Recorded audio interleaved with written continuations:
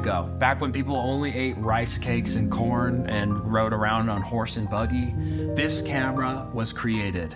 This is an Arriflex SR, and in my humble opinion, I think it still gets better footage than most of what's manufactured today.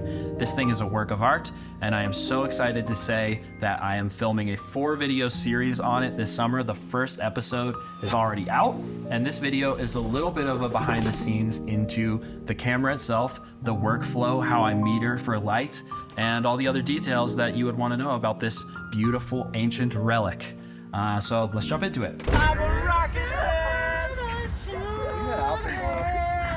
So yeah, Arriflex SR, it was manufactured from the mid-1970s up until about the early 1980s when it was replaced by the SR2. Ultimately, there's not a huge difference between the SR and the SR2. That said, this one is converted to be a Super 16 millimeter film camera. Super 16 just means you get a wider aspect ratio. There is a literal hole on the film gate that's just wider and exposes a bigger portion of the film. Super 16 is actually surprisingly difficult to come by in cameras these days. They're pretty rare, especially these converted ones, so I was super lucky to find this one in as good of shape as it's in. It operates off of a coaxial magazine, which is like the coolest word ever. I love saying it. And what that means is it goes from one axis of the film chamber into sort of the other side. So it's not like you have those, when you see film cameras and there's like sort of two lumps, two camel humps. This is not that. There's just one lump because it goes from one side into the other. So you load it here. It goes through this tiny little slot here. It is then exposed via this track here. So the film will slide down this track. It will go into another slot on the other side here. And then you'll see this side looks very similar to the give side or the feed side. The take-up side is, if you could even open it, is basically identical. So it just comes back through and is looped in over here. So coaxial magazines, they're just brilliant. They're for being able to shoot 400-foot rolls of film. These things are basically tiny. Like if you compare the size of the Arriflex SR to other Super 16 millimeter 400-foot capable cameras like the Aton XTR, this thing's pretty small. It's really heavy though. SR actually stands for silent reflex. It's not actually silent. When you roll, you can kind of hear it spinning, but for the most part, compared to like my Bolex, this thing is mega quiet.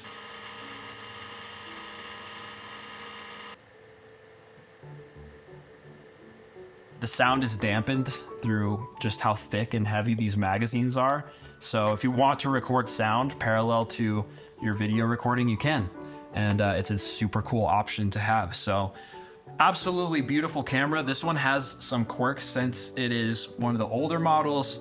If you put normal 16-volt V-mount batteries on this thing, it'll fry the circuit board, which I don't want. So I had to get this very special adapter, which basically converts normal 16-volt V-mount batteries down to 12 volts so that the whole thing can operate without setting on fire. Pretty awesome. It's hard to talk about film without talking about the elephant in the room. It's very expensive. Like, I'm not gonna say it's not expensive. A 400-foot roll of 16 millimeter film gets you like 11 minutes of footage, which is not very much when you consider that once you buy the film and then develop and scan it, it's gonna be like $470, which is insane. But I will say, and you hear this all the time when people talk about film, when you're shooting on a format that is so expensive, your brain just shifts into quality mode. All of a sudden, the whole shoot, the whole day, you're like, I am coming back at the end of the day with the shot, like usable final cut shots. And that truly is how it works. When I got the roll back for this first project, it was 11 minutes of footage that I would happily put in the final cut. So it's been an interesting thing for me because it has raised my quality standards, not just for the footage, but also the entire process.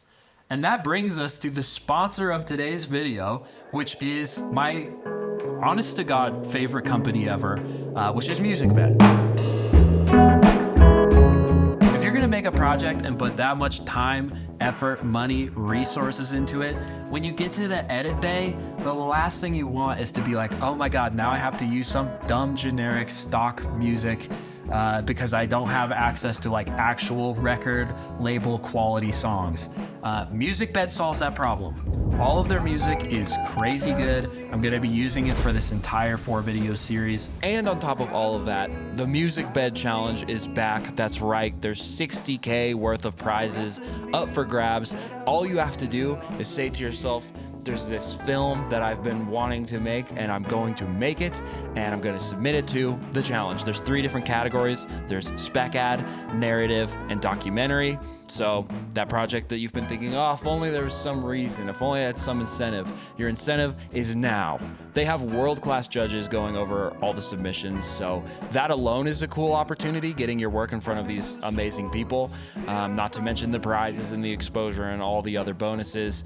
Now you may be thinking, oh, I'm not a MusicBed user. You are able to use MusicBed Music. They're opening up their whole catalog for your submissions, so you can use the link in my description, download the starter pack, start sifting through music, and start making that project that you've always wanted to make. Now is the time. The time is now. Start today. Let's do this thing. You gotta have your submission in by August 15th. So let's do it. Check the link. All right, thanks MusicBed. I want to quickly talk about light metering because I hear it all the time. People are like, I would love to try shooting film, be it photography or video, but the light metering scares me. It's hard. What if I mess it all up and it doesn't come out all right? And what I've learned over the last couple months of shooting film is it's a lot easier and a lot less intimidating than you think. So I started out wanting my entire process to be analog. And so for a long time, I've been metering with this brilliant little analog old school Sekonic light meter. This thing works great. I still use it whenever I can. The only problem is I oftentimes forget it. I just don't, it's not like a habit of mine to go out the door and grab my wallet, keys, and light meter. So when I don't remember to bring this thing, I'll just use this great app on my phone that's called Light Me. It's an awesome app. It's completely free and it's really easy to read. I'll basically just look around 1/60th of a second. Since your shutter angle is fixed when you're shooting film, you don't actually have to think about it. So you just look for the corresponding aperture reading, set your lens to that, and up until this point, it's worked great for me.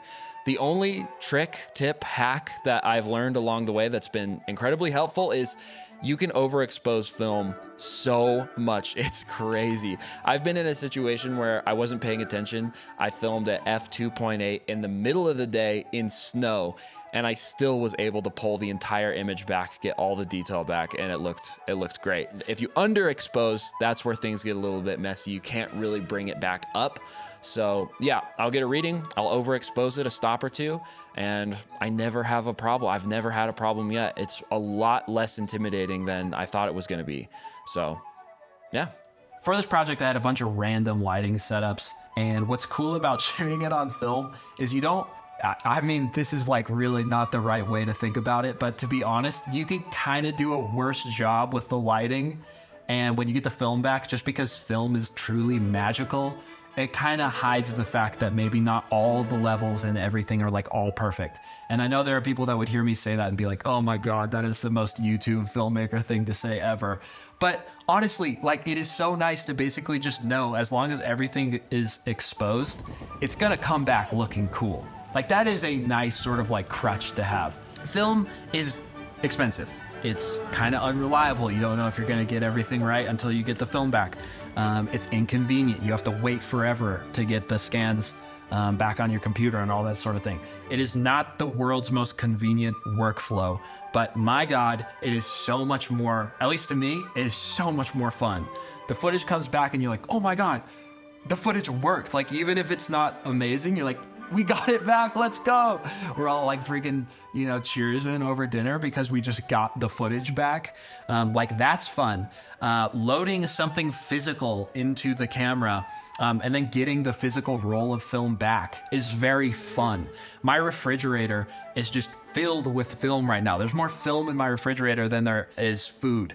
And that to me is fun and exciting and tangible. And as we enter a world that just gets more and more and more and more digital, I am finding so much fulfillment in the process of shooting film. It's expensive, it's inconvenient, all those things, but at the end of the day, it's fulfilling and fun. And that is why I chose to shoot this series on film. That is the reason, or the two reasons, I guess, fulfillment and fun. And so even though this might not be completely up your alley, maybe you don't want to invest as much money as it takes to invest in a 16mm camera, try Super 8. Try going out and shooting a little, a short roll of Super 8 film, or at least get a little point and shoot 35mm film camera from eBay. You can get them for like $5. Smash a roll in there and send it off to the lab, and just feel what this feels like, because it's filling my soul up. And it's a common thread when you see anybody that dives into the film thing. No one does it for like a year, and then is like, I'm done with this forever. I'm over this. It's made me creative in ways I didn't know I could be creative. So big fan of this workflow. It's not about the camera, it's not about the gear and all that sort of thing, but it is about the workflow. It is about the process. And I am curating my process to be exactly how I want it to look and feel. And this is just a part of that. And as we move forward in the series, I'm going to be talking about a lot more workflow things that are less tangible than this. I want to talk about the writing process. I want to talk about the lighting process. So more behind the scenes videos to come. But other than that, thank you MusicBed for sponsoring this rambly video. And thanks for watching. And I will be following up shortly with the second episode in the series. So looking forward to that. All right. Peace.